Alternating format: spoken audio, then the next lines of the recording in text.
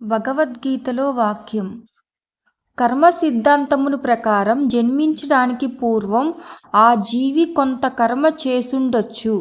ఆ కర్మ ఫలం వల్ల ఆ జీవి ఆ జన్మలో అనుభవించకపోతే దాన్ని అనుభవించటానికి మళ్ళీ జన్మిస్తుంది.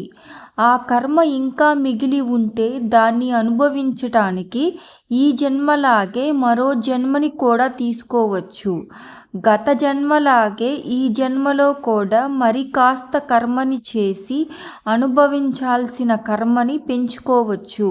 మొత్తానికి పూర్వజన్మ కృతం పాపం వ్యాధి రూపేణ పీడితం.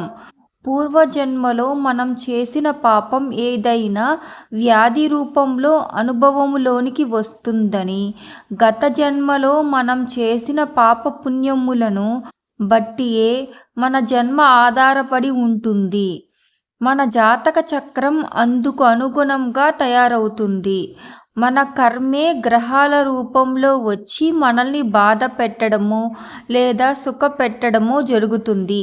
ఆ గ్రహాలు కూడా ఏదో మనిషి రూపంలోనో లేదా వ్యాధులు రూపంలోనో వచ్చి మనల్ని ఇబ్బందులకు గురి చేస్తాయి.